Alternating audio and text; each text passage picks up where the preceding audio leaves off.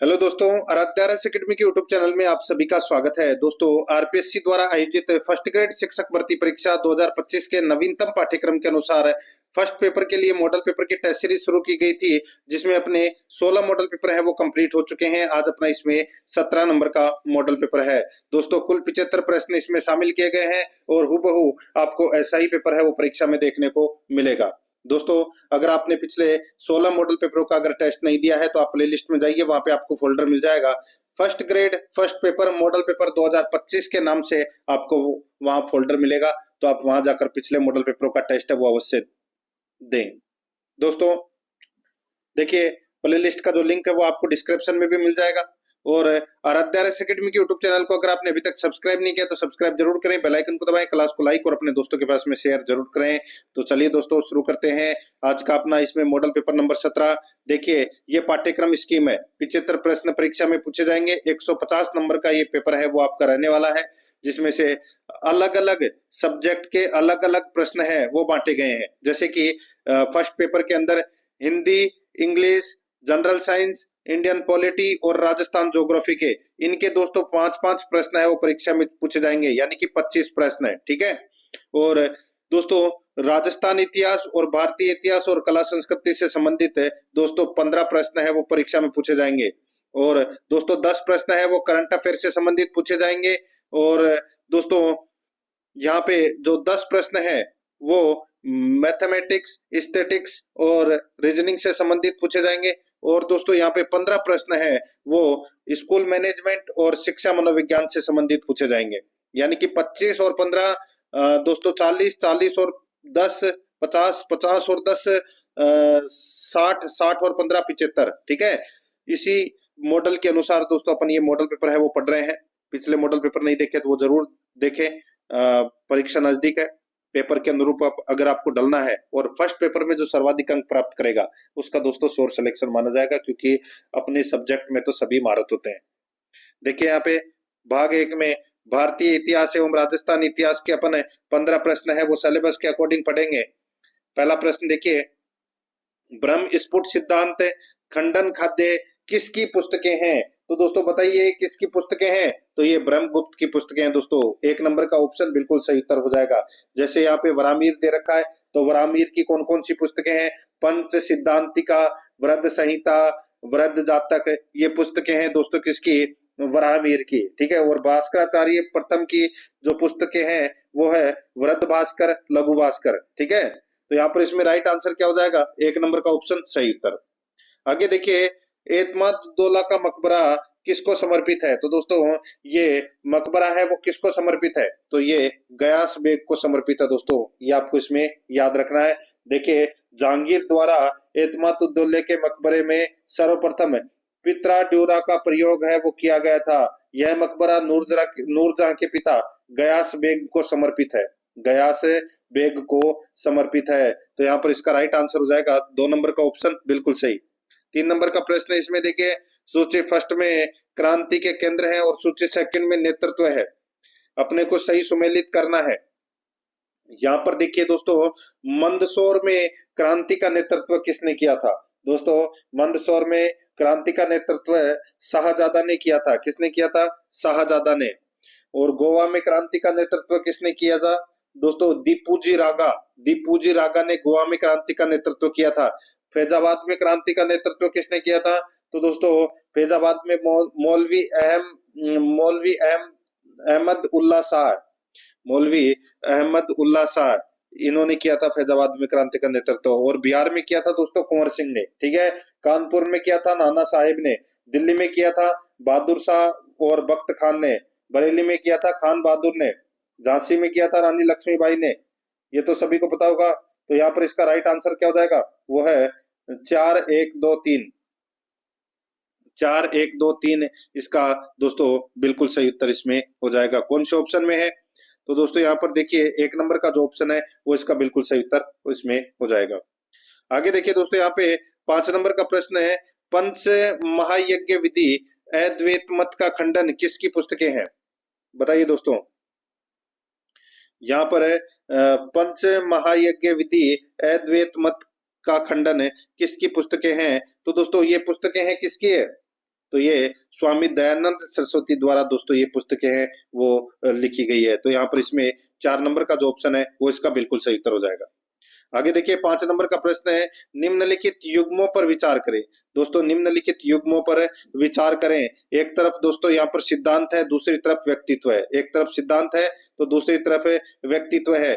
यहाँ पर देखिए दोस्तों अपने को बताना है कि कौन सा इसमें सही है, कूट भाषा में उत्तर देना है। ठीक है, कौन सा इसमें सही है वो अपने को यहाँ पर बताना है। देखिए दोस्तों यहाँ पे सुरक्षा वाल्व सिद्धांत, सुरक्षा वाल्व सिद्धांत है, ये दोस्तों किसने दिया था? तो दोस्तों ये इस सिद्धांत का प्रतिपादन किया था लाला लाजपत राय ने। ठीक है, लाला लाजपत राय ने। तो यहाँ पर ये बिल्कुल सही है। षड्यंत्र सिद्धांत का प्रतिपादन दोस्तों रजनी पाल्म दत्त ने किया था। तो दोस्तों बिल्कुल सही बात है। ठीक है, और दोस्तों तड़ित चालक सिद्धांत का प्रतिपादन दोस्तों गोपाल कृष्ण गोखले ने किया था, और ड्रेन सिद्धांत का प्रतिपादन दादा भाई नौरोजी ने किया था। ये भी सही है। तो दोस्तों यहाँ पर चारों के चारों हैं वो इसमें क्या है, बिल्कुल सही है। तो यहाँ पर इसका राइट आंसर हो जाएगा वो है 4 नंबर का ऑप्शन बिल्कुल सही, ABCD सभी सही है। आगे देखिए 6 नंबर का प्रश्न है, पंडित जवाहरलाल नेहरू की प्रेरणा से किस वर्ष में आजाद मोर्चे का विलय जयपुर प्रजामंडल में किया गया था? पंडित जवाहरलाल नेहरू की प्रेरणा से किस वर्ष में आजाद मोर्चे का विलय जयपुर प्रजामंडल में किया गया था? तो दोस्तों इसका राइट आंसर हो जाएगा वो है इसमें, ये किया गया था दोस्तों वर्ष 1945 में। यहाँ पर 4 नंबर का ऑप्शन बिल्कुल सही उत्तर इसमें हो जाएगा, ये आपको इसमें याद रखना है। ठीक है, तो यहाँ पर 4 नंबर ऑप्शन सही उत्तर। आगे देखिए भारत छोड़ो आंदोलन में जयपुर प्रजामंडल ने भाग नहीं लिया था, इसी आजाद मोर्चे ने दोस्तों भाग लिया था। तो यहाँ पर इसमें सही उत्तर वर्ष 1945। नेक्स्ट है, आगे देखिए किशनगढ़ के किस शासक ने रियासती विभाग के आदेशानुसार अधिमिलन पत्र पर हस्ताक्षर किए? किशनगढ़ के किस शासक ने रियासती विभाग के आदेशानुसार अधिमिलन पत्र पर हस्ताक्षर किए? तो यहाँ पर इसका राइट आंसर हो जाएगा महाराजा सुमेर सिंह, महाराजा सुमेर सिंह। तो यहाँ पर इसका राइट आंसर हो जाएगा 1 नंबर का ऑप्शन बिल्कुल सही, महाराजा सुमेर सिंह। याद रखना, अधिमिलन पर हस्ताक्षर किए किशनगढ़ के जो शासक थे उसका नाम था महाराजा सुमेर सिंह। आगे देखिए दोस्तों यहाँ पर इसमें 8 नंबर का प्रश्न है, पृथ्वीराज चौहान तृतीय के संदर्भ में निम्नलिखित कथनों पर विचार कीजिए। दोस्तों पृथ्वीराज तृतीय यानी कि पृथ्वीराज चौहान तृतीय के संदर्भ में निम्नलिखित कथनों पर विचार कीजिए। यहाँ पर आप देख सकते हैं दोस्तों, अपने को बताना है कि कौन सा कथन है वो सत्य है, कौन सा कथन है वो सत्य है। यहाँ पर देखिए इन्हें 6 भाषाओं का ज्ञान था, इन्हें 6 भाषाओं का ज्ञान था। दोस्तों बिल्कुल सही बात है, इन्हें 6 भाषाओं का ज्ञान था। किसको? पृथ्वीराज तृतीय को। आगे देखिए इनका जन्म 1168 ईस्वी में अहिल पाटन गुजरात में हुआ था। तो दोस्तों इनका जो जन्म है वो बिल्कुल सही है, 1166 ईस्वी में अहिल पाटन में हुआ था। तो ये भी सही है, ये भी सही है। तीसरा देखिए सर्वप्रथम इन्होंने 1178 ईस्वी में अपने चचेरे भाई नागार्जुन के विद्रोह का दमन किया। तो दोस्तों यहाँ पर ये 1178 है, ये इसमें क्या है,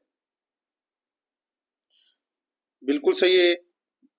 ये देखिए अपना दूसरा नंबर का गलत है, 1166 में शासक बना था ये,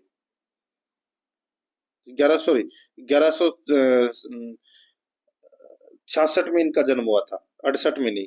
ठीक है, तो यहाँ पर ये गलत कौन सा हो जाएगा, इसमें गलत बताना था। यहाँ पर अपने को बताना है कि कौन सा कथन है वो सत्य है, कौन सा कथन सत्य है वो बताना है। ठीक है, देखिए इन्हें 6 भाषाओं का ज्ञान था, बिल्कुल सही है। इनका जन्म 1168 ईस्वी में अहिल पाटन गुजरात में हुआ था, तो ये गलत हो जाएगा, 1166 में हुआ था दोस्तों, 1166 ईस्वी में इनका जन्म हुआ था। और सर्वप्रथम इन्होंने 1178 ईस्वी में अपने चचेरे भाई नागार्जुन के विद्रोह का दमन किया। तो दोस्तों बिल्कुल सही है, तो अपना बी नंबर का तो गलत हो जाएगा। आगे देखिए इनकी माता का नाम कर्पूरी देवी तथा पिता का नाम सोमेश्वर चौहान था, बिल्कुल सही है। तो अब इसमें सही कौन कौन सा है, तो इसमें ए, सी और डी, ए, सी और डी है वो क्या है, इसमें सही है। 3 नंबर का जो ऑप्शन है वो इसका बिल्कुल सही उत्तर हो जाएगा इसमें। 9 नंबर का प्रश्न इसमें देखिए, मानगढ़ हत्याकांड के दौरान ब्रिटिश सरकार द्वारा किन सैन्य टुकड़ियों को भेजा गया था? मानगढ़ हत्याकांड के दौरान ब्रिटिश सरकार द्वारा किन सैन्य टुकड़ियों को भेजा गया था? तो दोस्तों किन सैन्य टुकड़ियों को भेजा गया था?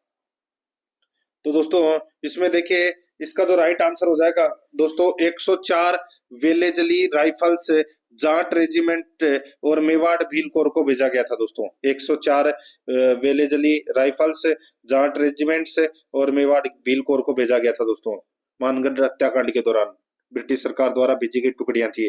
ये यहाँ पर 1 नंबर का ऑप्शन बिल्कुल सही। 10 नंबर का प्रश्न इसमें देखिए, निम्नलिखित में से कौन सा युद्ध मुजफ्फर शाह द्वितीय और महाराणा सांगा के बीच हुआ था? कौन सा युद्ध मुजफ्फर शाह द्वितीय और महाराणा सांगा के बीच हुआ था? तो दोस्तों इसका जो राइट आंसर हो जाएगा वो है इसमें देखिए, जो यहाँ पर ईडर का युद्ध है, ईडर का युद्ध, ठीक है, ये युद्ध हुआ था दोस्तों 1520 ईस्वी में, और ये युद्ध है वो मुजफ्फर शाह द्वितीय और सांगा के मध्य हुआ था। तो यहाँ पर 2 नंबर का जो ऑप्शन है वो इसका बिल्कुल सही उत्तर इसमें हो जाएगा। बाकी दोस्तों देखिए, यहाँ पे खानवा का युद्ध है वो 1527 को हुआ था। खातोली का युद्ध है ये दोस्तों 1517 में हुआ था, और गागरोन का युद्ध है ये दोस्तों 1519 ईस्वी में हुआ था। यहाँ पर इसमें 2 नंबर ऑप्शन बिल्कुल सही। आगे देखिए, पंचायतन शैली में निर्मित बांडोली के शिव मंदिर का समूह किस जिले में स्थित है? बताइए, ये बांडोली के शिव मंदिर का समूह किस जिले में स्थित है? तो इसका राइट आंसर हो जाएगा ये चित्तौड़गढ़ में है दोस्तों, रावतबाटा चित्तौड़गढ़ में। तो यहाँ पर इसका राइट आंसर हो जाएगा 3 नंबर ऑप्शन सही। आगे देखिए, प्रसिद्ध महिला चित्रकार कमला व इलायची किस चित्र शैली से संबंधित है? कमला व इलायची कौन सी चित्र शैली से संबंधित है? तो दोस्तों ये नाथ द्वारा चित्र शैली से संबंधित है। 4 नंबर का ऑप्शन सही उत्तर। 13 नंबर का प्रश्न इसमें देखिए, निम्नलिखित में से कौन सा लोकगीत राजस्थान के मरुस्थलीय क्षेत्र में गाया जाता है? कौन सा लोकगीत राजस्थान के मरुस्थलीय क्षेत्र में गाया जाता है? तो यहाँ पर इसका राइट आंसर हो जाएगा वो है घुघरी। कौन सा? घुघरी। तो यहाँ पर इसका राइट आंसर हो जाएगा 4 नंबर का ऑप्शन बिल्कुल सही, घुघरी। नेक्स्ट आगे देखिए, यहाँ पे 14 नंबर का प्रश्न है, राजस्थान में अहिरवाटी बोली किस क्षेत्र में बोली जाती है? राजस्थान में अहिरवाटी बोली किस क्षेत्र में बोली जाती है? तो यहाँ पर इसका राइट आंसर हो जाएगा ये कोटपुतली, बहरोड और मुंडावर। कोटपुतली, बहरोड और मुंडावर में दोस्तों ये राठी या अहिरवाटी बोली है वो बोली जाती है। राइट आंसर हो जाएगा यहाँ पे 3 नंबर का ऑप्शन बिल्कुल सही। ये आपको इसमें याद रखना है। आगे देखिए दोस्तों, ये इसमें 15 नंबर का प्रश्न है, निम्नलिखित में से संत जसनाथ जी का जन्म कब हुआ था? संत जसनाथ जी का जन्म हुआ था दोस्तों ये 1482 ईस्वी में हुआ था। राइट आंसर हो जाएगा यहाँ पर 2 नंबर का ऑप्शन बिल्कुल सही, 1482 ईस्वी में हुआ था। ठीक है, कतरियासर बीकानेर में। यहाँ पर इसमें 2 नंबर का ऑप्शन बिल्कुल सही। आगे देखिए दोस्तों, अब अपन भाग 2 के अंदर करंट अफेयर से संबंधित 10 प्रश्न है वो पढ़ेंगे सिलेबस के अकॉर्डिंग। यहाँ पर देखिए 16 नंबर का प्रश्न है, संयुक्त राष्ट्र विश्व पर्यटन संगठन द्वारा छत्तीसगढ़ के किस गांव को best tourism village upgrade programme के लिए चुना गया? बताइए दोस्तों, यहाँ पर इसका राइट आंसर क्या हो जाएगा? दोस्तों छत्तीसगढ़ के जो बस्तर जिले के दुड़मारास गांव है, ठीक है, दुड़मारास गांव को संयुक्त राष्ट्र विश्व पर्यटन संगठन द्वारा दोस्तों टूरिज्म विलेज अपग्रेड प्रोग्राम के लिए चुना गया है दोस्तों। यहाँ पर इसमें राइट आंसर हो जाएगा 2 नंबर का ऑप्शन बिल्कुल सही। आगे देखिए 17 नंबर का प्रश्न है, चौथी पीढ़ी के पनडुब्बी मत्स्य 6000 ने वेट टेस्टिंग किसके सहयोग से पूरी की है? बताइए दोस्तों, चौथी पीढ़ी की पनडुब्बी मत्स्य 6000 ने वेट टेस्टिंग किसके सहयोग से पूरी की है? तो दोस्तों किसके सहयोग से पूरी की है? तो इसका राइट आंसर हो जाएगा वो है दोस्तों ये L&T ship building, L&T ship building facility में फरवरी 2025 में पूरी की गई है दोस्तों। ये राइट आंसर हो जाएगा यहाँ पे 1 नंबर का ऑप्शन बिल्कुल सही। दोस्तों ये चौथी पीढ़ी की गहरे समुद्र में जाने वाली पनडुब्बी है जिसका नाम है मत्स्य 6000। ठीक है, तो यहाँ पर इसका राइट आंसर हो जाएगा 1 नंबर का ऑप्शन बिल्कुल सही।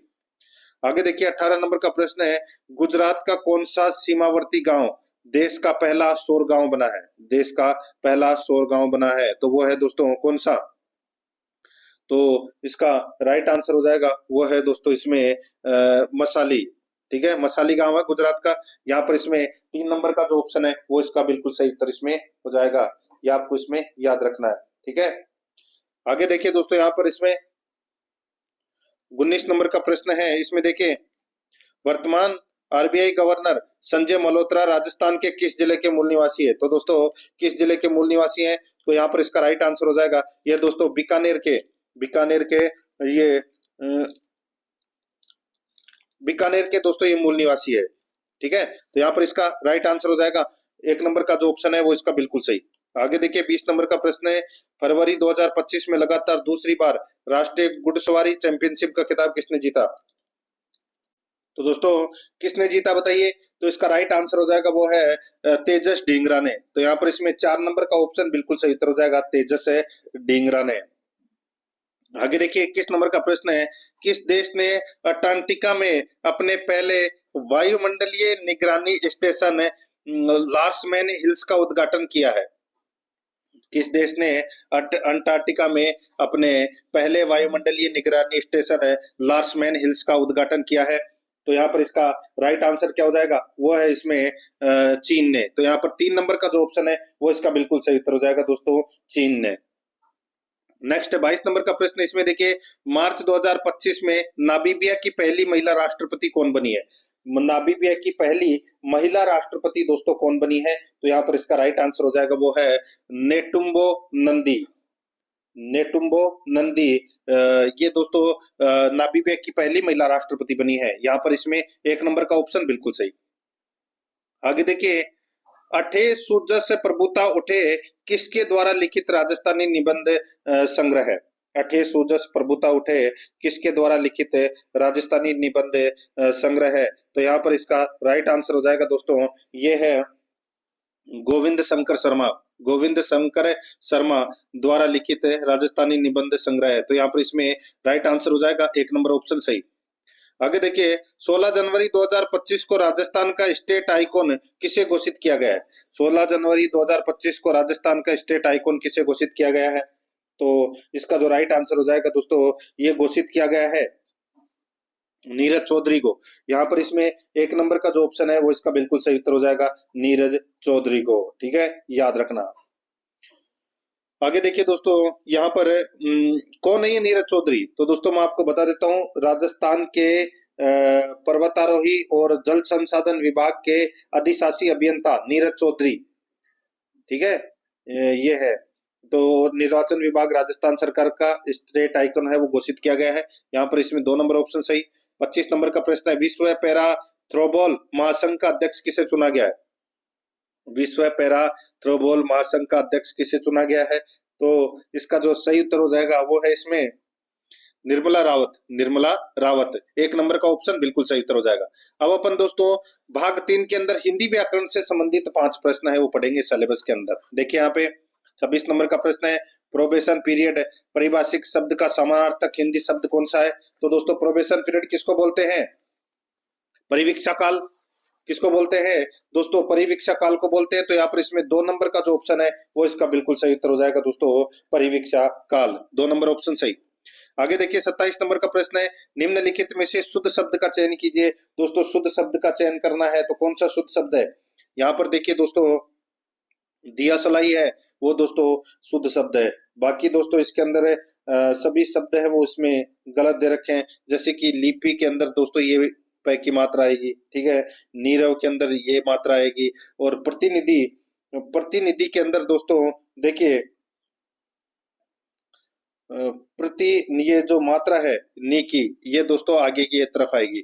यहाँ पर 3 नंबर ऑप्शन सही। आगे देखिए 28 नंबर का प्रश्न है, निम्नलिखित में से किस विकल्प में विलोम शब्द युग्म अशुद्ध है? तो अशुद्ध किस में है? दोस्तों यहाँ पर देखिए सहित का विहीन हो जाएगा, बिल्कुल सही है। सहमत का असहमति गलत हो जाएगा।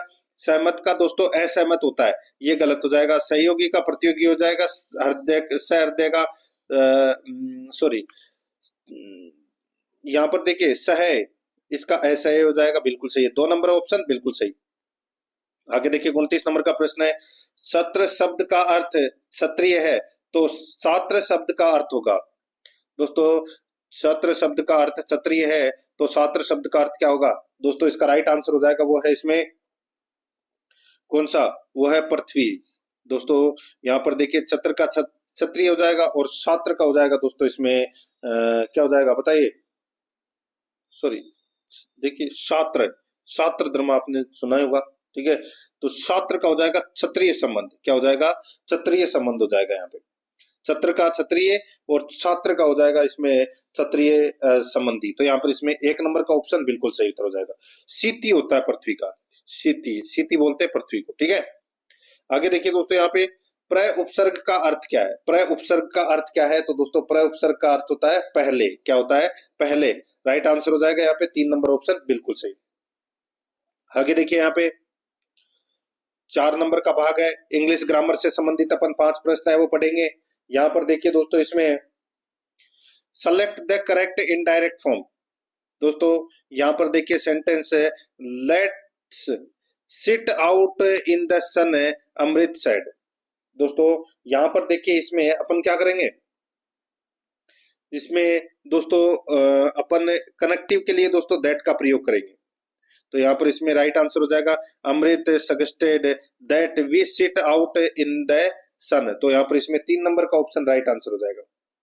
आगे देखिए यहाँ पे दोस्तों, select the correct passive form of the given sentence. तो इसमें देखिए हु किल बाहुबली, हु किल बाहुबली। तो दोस्तों who co upon by whom में बदल देंगे, किल्ड को दोस्तों वाज किल्ड में बदल देंगे। तो यहाँ पर इसमें राइट आंसर क्या हो जाएगा, बाय हुम वाज बाहुबली,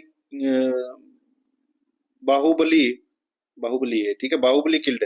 तो यहाँ पर इसमें 1 नंबर का ऑप्शन बिल्कुल सही।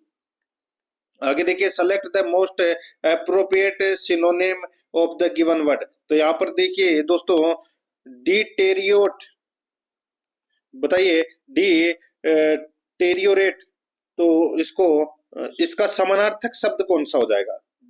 तो दोस्तों इसका राइट आंसर हो जाएगा वो है इसमें दोस्तों वोर्सन। क्या हो जाएगा, वोर्सन। तो यहाँ पर इसमें 3 नंबर का ऑप्शन बिल्कुल सही उत्तर हो जाएगा, वोर्सन।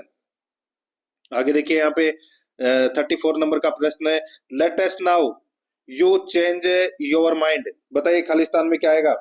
तो दोस्तों यहाँ पर देखिए, let us now you change your mind. तो यहाँ पर इसका राइट आंसर हो जाएगा वो है दोस्तों इन केस। क्या जाएगा, इन केस। तो यहाँ पर इसमें in case you change your mind, यहाँ पर 3 नंबर ऑप्शन सही। आगे देखिए, आई wish if the principal of my school. बताइए खालिस्तान में क्या आएगा। तो दोस्तों इसमें देखिए, इसमें होगा I were, I wish if I were the principal of my school. यहाँ पर 2 नंबर का ऑप्शन बिल्कुल सही उत्तर हो जाएगा।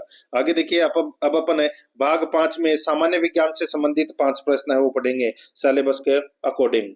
दोस्तों यहाँ पर देखिए 36 नंबर का प्रश्न है, देखिए 12.044 इंटू 10 की घात में 23 सोडियम के परमाणुओं की संख्या है, इसमें मोलों की संख्या क्या है। तो दोस्तों इसमें मोलों की संख्या क्या है। तो दोस्तों मोलों की संख्या ज्ञात करने का सूत्र है परमाणुओं की संख्या बटे दोस्तों आवोगाद्रो की संख्या। तो दोस्तों यहाँ पर देखिए इसमें ये होगा 12.044 इंटू 10 की घात 23 बटे दोस्तों 1 मोल बराबर होता है दोस्तों 0.22 इंटू 10 की घात 23। ये इससे कट जाएगा, ये दोस्तों इससे कितनी बार कटेगा, 2 बार। तो ये 2 मोल इसका सही उत्तर हो जाएगा, मोलों की संख्या 2 होगी। 2 नंबर ऑप्शन बिल्कुल सही। आगे देखिए, न्यूटन के दूसरे नियम का गणितीय रूप क्या है। तो गणितीय रूप क्या है, तो दोस्तों इसका राइट आंसर हो जाएगा वो है F बराबर ma। m का मतलब क्या होता है, द्रव्यमान, a का मतलब त्वरण होता है, ठीक है, और F का मतलब बल।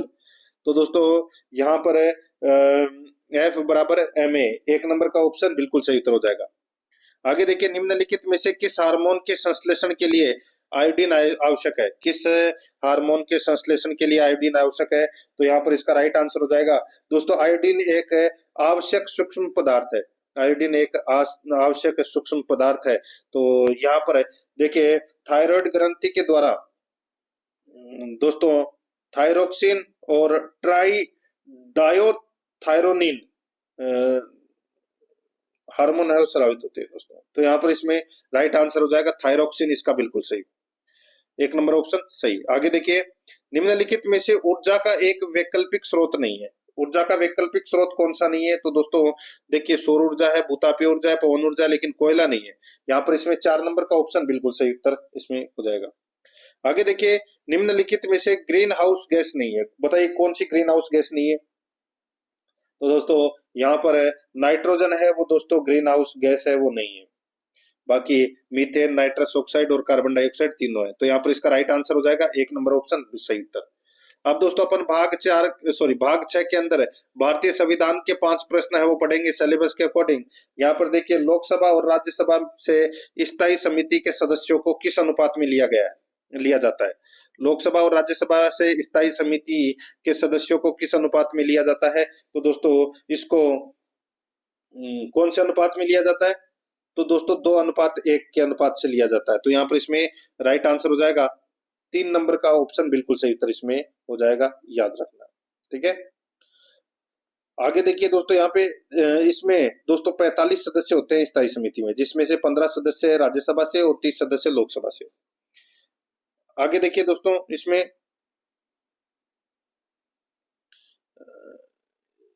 42 नंबर का प्रश्न इसमें देखिए, निम्नलिखित कथनों पर विचार कीजिए। दोस्तों निम्नलिखित कथनों पर क्या करना है? विचार करना है। और दोस्तों अपने को यहाँ पर बताना है कि कौन सा कथन है वो इसमें सत्य है, कौन सा कथन है वो इसमें सत्य है। दोस्तों यहाँ पर देखिए, राष्ट्रीय अनुसूचित जाति आयोग के अध्यक्ष व सदस्यों का कार्यकाल 3 वर्ष का होता है। तो दोस्तों इनका कार्यकाल है वो 3 वर्ष का होता है। तो दोस्तों बिल्कुल सही बात है।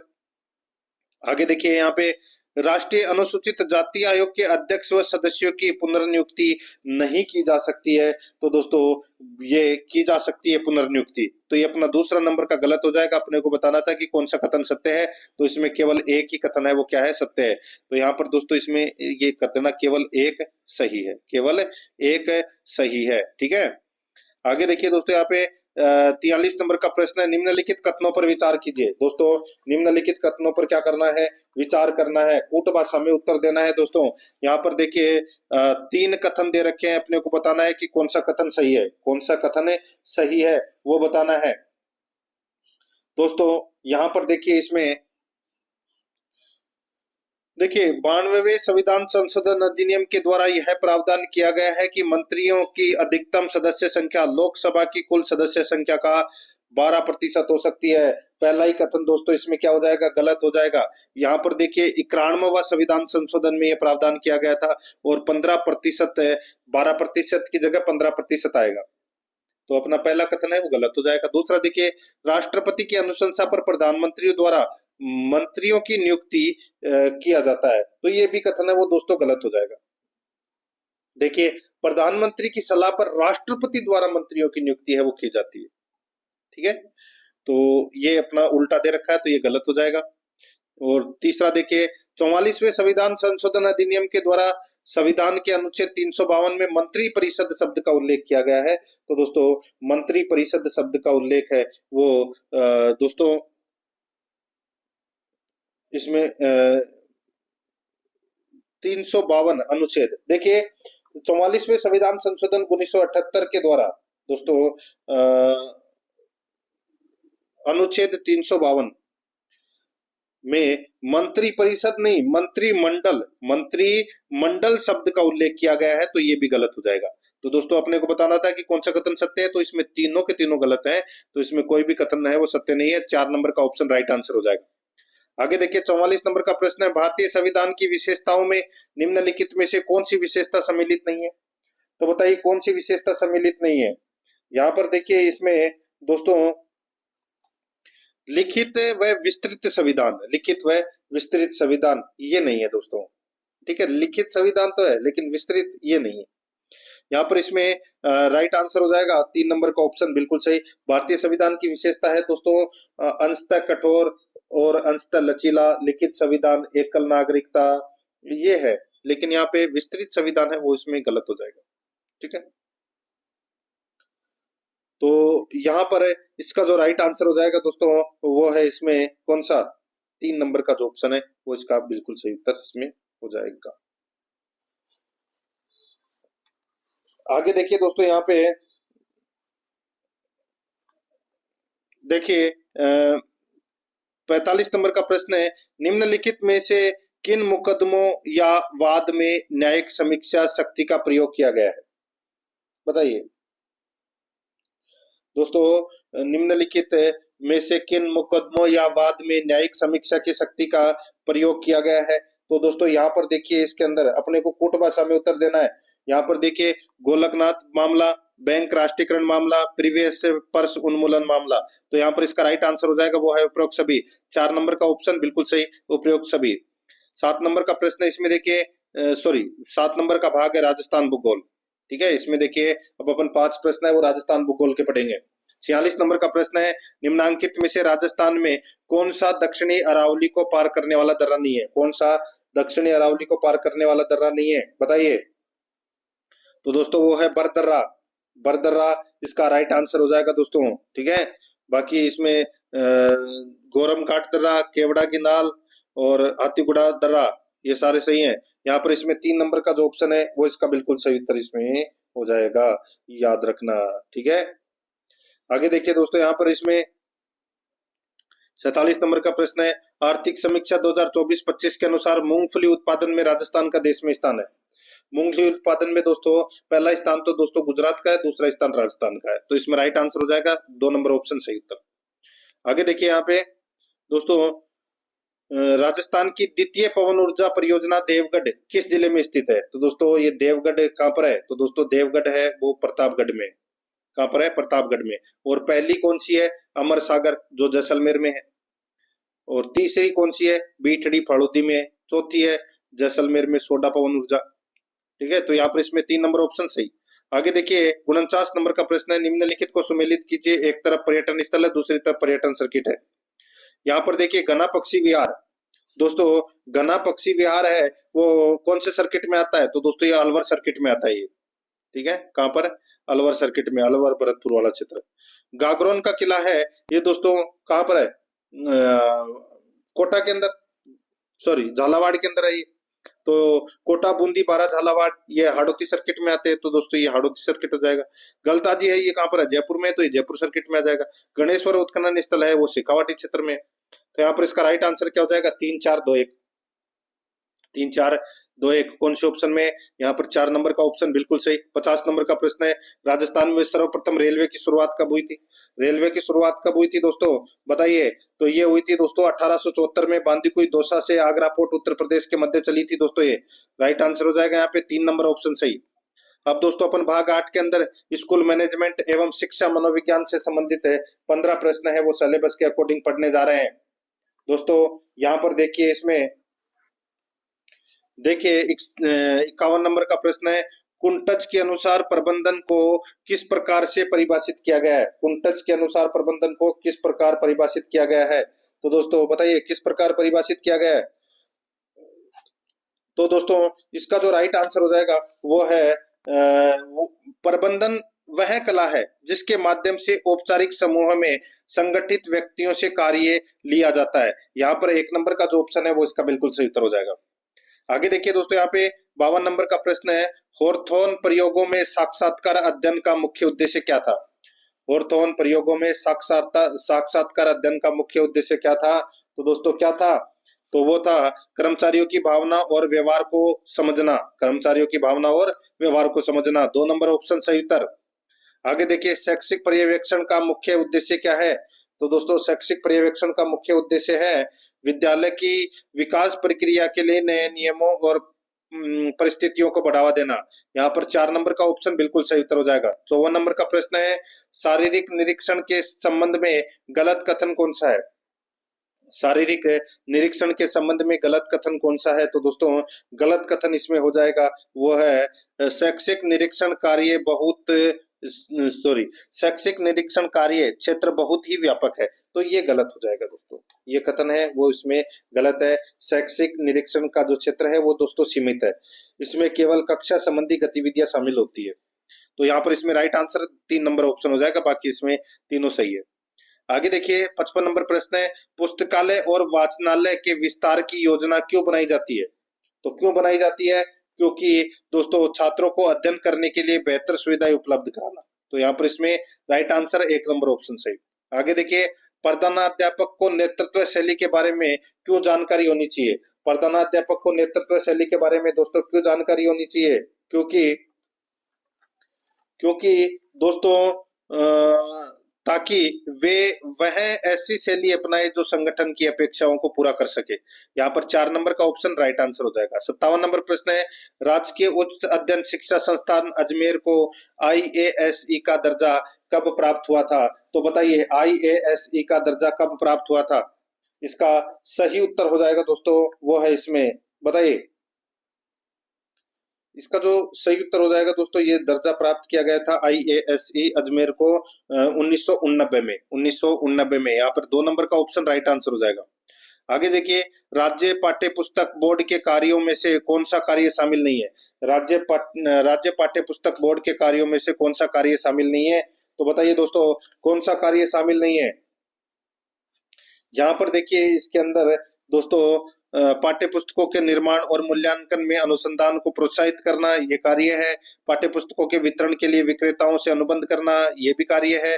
कर्मचारियों की नियुक्ति और उनके कल्याण की व्यवस्था करना ये भी कार्य है। अधिक लाभ कमाने का सिद्धांत पर कार्य करना ये नहीं है। राइट आंसर हो जाएगा यहाँ पे 4 नंबर का ऑप्शन, बिल्कुल सही उत्तर इसमें हो जाएगा। आगे देखिए, 59 नंबर प्रश्न है, निम्नलिखित में से RTE अधिनियम 2009 का अध्याय 3 का संबंध है। तो दोस्तों, ये RTE अधिनियम 2009 का अध्याय 3 का संबंध है वो दोस्तों किससे है? तो वो है विद्यालय एवं शिक्षकों के उत्तरदायित्व से संबंधित है ये। राइट आंसर हो जाएगा यहाँ पे 2 नंबर का जो ऑप्शन है, सॉरी, ये है समुचित सरकार। समुचित सरकार स्थानीय प्राधिकारी और माता पिता के कर्तव्य से संबंधित है दोस्तों ये। ठीक है, RTE अधिनियम 2009 का अध्याय 3 का संबंध है वो समुचित सरकार, स्थानीय प्राधिकारी और माता पिता के कर्तव्य से संबंधित है। राइट आंसर हो जाएगा यहाँ पे 3 नंबर का जो ऑप्शन है वो इसका बिल्कुल सही उत्तर हो जाएगा। जैसे कि 6 से 14 वर्ष के बच्चों को निःशुल्क एवं अनिवार्य प्राथमिक शिक्षा प्रदान करना, ये इसी के अंदर है। तो यहाँ पर 3 नंबर का ऑप्शन बिल्कुल सही। आगे देखिए, 60 नंबर का प्रश्न है, शिक्षा का अधिकार अधिनियम 2009 के अनुसार विद्यालय प्रबंधन समिति के पुनर्गठन कितने वर्ष में किया जाएगा? तो कितने वर्ष में किया जाएगा दोस्तों? राइट आंसर हो जाएगा प्रत्येक 2 वर्ष में किया जाएगा। प्रत्येक 2 वर्ष में किया जाएगा। राइट आंसर हो जाएगा यहाँ पे 2 नंबर का जो ऑप्शन है वो इसका सही उत्तर हो जाएगा।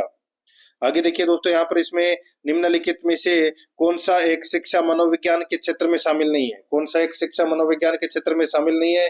तो दोस्तों, यहाँ पर देखिए, बुद्धि एवं व्यक्तित्व का अध्ययन है, बाल विकास की अवस्थाओं का अध्ययन है, सीखने की क्रियाओं का अध्ययन है, राज्य प्रशासन का अध्ययन है। तो यहाँ पर इसमें 4 नंबर का ऑप्शन बिल्कुल सही।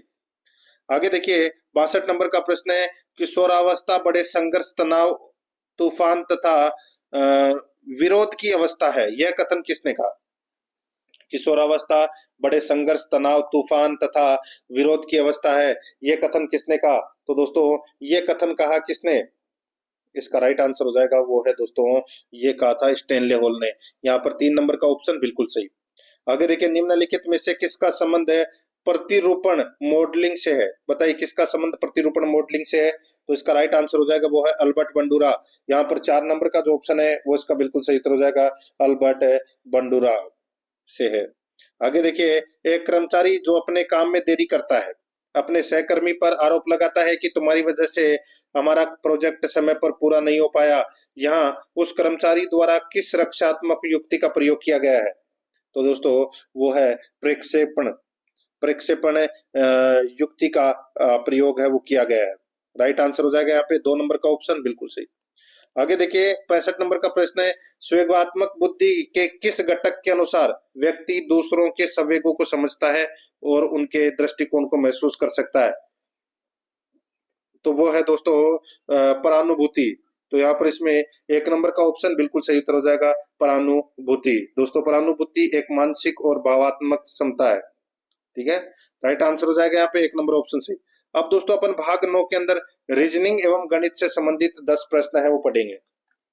देखिए, 66 नंबर का प्रश्न है, उस विकल्प का चयन करें जो दिए गए शब्दों के सही क्रम का प्रतिनिधित्व करता है, जैसा कि वे एक अंग्रेजी शब्दकोश में दिखाई देंगे। दोस्तों, यहाँ पर देखिए, सीधा सा है, अपने को क्रम में जचाना है। क्रम में जचाना है तो दोस्तों देखिए, अक्षरों वाइज क्रम में जचाना है। देखिए, be be be be be, ये तो सभी में, ठीक है। अब इसमें है दोस्तों जी पहले, इसमें है एच पहले, इसमें है जी पहले, इसमें है एल पहले और फिर इसमें है एच पहले। तो अब यहाँ पर देखिए, इनमें से एबीसीडी में सबसे पहले कौन सा आता है? तो दोस्तों, इसमें से जी पहले आएगा। ठीक है, तो जी है एक तो तीसरे नंबर के ऑप्शन में और एक पहले नंबर के ऑप्शन में। अब इसके बाद में देखिए जी और आई, तो दोस्तों जी पहले आता है का आई? तो जी पहले आता है, तो यानी कि तीसरा नंबर का 1 नंबर पे आएगा और एक है वो 2 नंबर पे आएगा, यानी कि 3 1 कौन से ऑप्शन में है वही अपना सही उत्तर होगा। यहाँ पर देखिए तीसरा नंबर का ऑप्शन है वो इसका राइट आंसर हो जाएगा। 3 1 2 5 4। ठीक है, ज्यादा दिमाग लगाने की इसमें जरूरत है ही नहीं। आगे देखिए, एक निश्चित कूट भाषा में यहाँ पर देखिए NOSTALGIA को दोस्तों 81 के रूप में कोडित किया जाता है। ठीक है, और यहाँ पे FRICTION को इस प्रकार कोडित किया जाएगा। तो सीधा सा है, यहाँ पर देखिए कितने अक्षर हैं ये देखिए NOSTALGIA, ये दोस्तों 9 अक्षर है, तो 9 का स्क्वायर करके यहाँ पे 81 लिख दिया। अब यहाँ पर देखिए FRIC 4 और 4 8 8 का स्क्वायर कितना होता है दोस्तों 64। तो यहाँ पर इसका राइट आंसर हो जाएगा 4 नंबर ऑप्शन बिल्कुल सही। आगे देखिए A प्लस बी का अर्थ है ए बी का पिता है, A माइनस बी का अर्थ है ए बी की पत्नी है, A इंटू बी का अर्थ है ए बी की बेटी है, ए भाग बी का अर्थ है ए बी का बेटा है। तो दोस्तों यहाँ पर देखिए ये जो यहाँ पर लाइन दे रखी है ना, बस ये पढ़ना है। अब एम है, एम को तो आपको खुद को मानना है, एम को आपको खुद को मानना है, यानी कि यहाँ पर देखिए जे इंटू के प्लस एल भाग एम। तो दोस्तों m तो क्या हो गया, स्वयं हो गया। अब यहाँ पे भाग का निशान है तो भाग के निशान में क्या लिख दीजिए, यहाँ पर बेटा लिख दीजिए। ठीक है, प्लस के निशान पर क्या लिखना है, तो दोस्तों प्लस के निशान पर आपको पिता लिखना है। ठीक है, और इनटू के अर्थ पे क्या लिखना है, तो इनटू के अर्थ पे दोस्तों बेटी लिखना है, बस। अब इसके अंदर देखिए किस प्रकार संबंधित है वो अपने को यहाँ पर बताना है। दोस्तों यहाँ पर देखिए मैं, मेरा बेटा का पिता, मैं खुद, और मेरी बेटी, देखिए प्लस का अर्थ,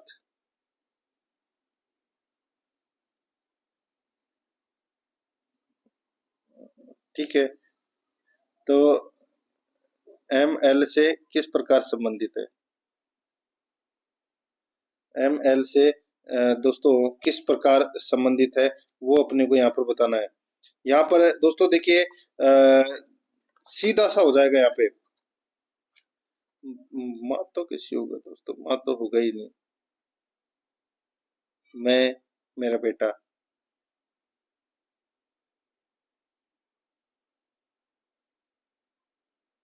ठीक है, तो एल एम से किस प्रकार संबंधित है, तो दोस्तों बताइए किस प्रकार संबंधित है।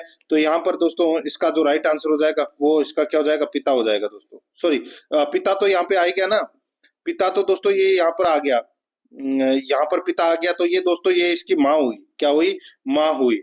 तो यहाँ पर इसमें राइट आंसर जैसे मैं, मेरा बेटा, मेरे पिता, ठीक है, बेटे का पिता, तो ये वो पिता तो आ ही गया, तो ये क्या हो गया, माँ हो गई। तो यहाँ पर इसमें 1 नंबर का ऑप्शन राइट आंसर हो जाएगा। एम है वो एल की क्या है, माँ है। आगे देखिए यहाँ पे यदि ए तथा बी समीकरण x square minus x plus 1 बराबर 0 के मूल है, तो किस समीकरण के मूल ए क्यूब तथा बी क्यूब होंगे, बताइए दोस्तों। तो यहाँ पर इसका राइट आंसर मैं बता देता हूँ दोस्तों, x square plus 2x plus 1 बराबर 0। तो यहाँ पर इसमें राइट आंसर हो जाएगा पहला ही नंबर का ऑप्शन सही उत्तर। आगे देखिए यहाँ पे, यदि पृष्ठीय क्षेत्रफल S वाले एक ठोस गोले को 2 त्रिज्या तलों द्वारा 4 समान भागों में काटा जाता है, तो सभी भागों का कुल पृष्ठीय क्षेत्रफल क्या होगा। तो दोस्तों सभी भागों का जो पृष्ठीय क्षेत्रफल है, कुल पृष्ठीय क्षेत्रफल वो क्या होगा, तो वो हो जाएगा दोस्तों, देखिए ठोस गोले का पृष्ठीय क्षेत्रफल है वो दोस्तों pi r square, sorry 4 pi r square होता है। तो यहाँ पे S बराबर क्या हो जाएगा, 4 पाई आर स्क्वायर। तो यहाँ पर है दोस्तों 4 pi r square plus 4 pi r square, इनको जोड़ देंगे तो कितना हो जाएगा दोस्तों, 8 पाई आर स्क्वायर। तो दोस्तों अपन क्या करेंगे, यहाँ पर 2, यानी कि 4 पाई आर स्क्वायर में अपन क्या करेंगे दोस्तों, 8 pi square, 8 pi r square है, ठीक है, 8 पाई आर स्क्वायर, इसको अपन दोस्तों किस में भाग देंगे, इसमें 4 पाई आर स्क्वायर का भाग दे देंगे। तो कितनी बार गया, तो दोस्तों ये 2 बार गया। तो यहाँ पर 2s इसका राइट आंसर हो जाएगा। यहाँ पर 3 नंबर का ऑप्शन बिल्कुल सही। आगे देखिए, निम्नलिखित में से कौन सा कथन सही है, कौन सा कथन सही है वो अपने को बताना है। तो यहाँ पर देखिए दोस्तों, इसमें कथन कौन सा सही है? तो यहाँ पर देखिए बहुलक का मान सभी आंकड़ों पर निर्भर नहीं करता, तो दोस्तों ये बिल्कुल सही है। तो यहाँ पर इसमें 3 नंबर का ऑप्शन बिल्कुल सही उत्तर इसमें हो जाएगा, याद रखना है। ठीक है, आगे देखिए यहाँ पर 73 नंबर का प्रश्न है, यदि 4x प्लस वाई बराबर 256 और 4x माइनस वाई बराबर 3√64 है, तो 2k प्लस 2y का मान है वो ज्ञात कीजिए। दोस्तों यहाँ पर ये भी आप ज्ञात कर सकते हैं। देखिए मैं आपको डायरेक्ट बता देता हूँ, परीक्षा से पहले मैं आपको ये प्रश्नावली है वो करवा दूंगा अलग से। यहाँ पर 2 की घात 4 में इसका राइट आंसर हो जाएगा दोस्तों। तो यहाँ पर इसमें 3 नंबर ऑप्शन सही। 74 नंबर का प्रश्न है, इसमें देखिए यदि प्रत्येक 10 सेमी भुजा वाले 2 गनों के सिरों को जोड़कर एक घनाभ बनाया जाता है, तो इस प्रकार बने घनाभ का पृष्ठीय क्षेत्रफल ज्ञात कीजिए। दोस्तों सीधा सा है, यहाँ पर घनाभ का पृष्ठीय क्षेत्रफल का सूत्र क्या होता है? 2 लंबाई इंटू चौड़ाई प्लस चौड़ाई इंटू ऊंचाई प्लस ऊंचाई इंटू लंबाई। बस यहाँ पर सबकी दोस्तों 10-10 दे रखी है, तो सीधा सा अपने को क्या हो जाएगा भाई, लंबाई है वो इसमें 20 हो जाएगी। कितनी? 20। ठीक है, तो यहाँ पर 2 इंटू दोस्तों ब्रैकेट है 20 into 10 plus 10 into 10 plus 10 into 20। बस इसको जोड़ लीजिए, तो यहाँ पर 20 इंटू 10 कितने हो जाएंगे? 200, और इधर भी कितने हो जाएंगे? 200, और इधर हो जाएंगे दोस्तों 100। तो यहाँ पर 200 और 200 400 और 500, 500 इंटू 2 कर लीजिए, कितना हो जाएगा? 1000। तो यहाँ पर इसका राइट आंसर हो जाएगा 1000 सेंटीमीटर स्क्वायर। 3 नंबर ऑप्शन बिल्कुल सही। आगे देखिए दोस्तों, यहाँ पे यदि 3x प्लस 4y प्लस 9 बराबर 17, 7x प्लस 2y प्लस 8 बराबर 23 है, तो 5x प्लस 9y माइनस 4 बराबर 18 है, तो x प्लस y बराबर 34 का मान है वो क्या है? तो दोस्तों यहाँ पर आप देखिए 2 समीकरण बन जाएंगे यहाँ पे। एक 3x प्लस 4y प्लस 9 बराबर 17, दूसरा बनेगा 7x प्लस 2y प्लस 8 बराबर 23। तो दोस्तों यहाँ पे तीसरा समीकरण एक और बनेगा इसमें, वो बनेगा 5x प्लस 9y माइनस 4 बराबर 18। ठीक है, तो यहाँ पर इसका जो राइट आंसर हो जाएगा वो है दोस्तों -31। यहाँ पर इसमें 3 नंबर का जो ऑप्शन है वो इसका बिल्कुल सही उत्तर इसमें हो जाएगा, याद रखना। तो दोस्तों इसी के साथ मैंने आपको ये मॉडल पेपर है वो कंप्लीट करवा दिया है। प्रश्न कैसे लगे कमेंट में जरूर बताएं, और कुछ चेंजेस वगैरह करना है तो वो कमेंट में जरूर बताएं आप। आराध्या आरएस एकेडमी के यूट्यूब चैनल को सब्सक्राइब जरूर करें, बेल आइकन को दबाएं, क्लास को लाइक और अपने दोस्तों के पास में शेयर जरूर करें। मिलते हैं दोस्तों नेक्स्ट क्लास में। जय हिंद, जय भारत।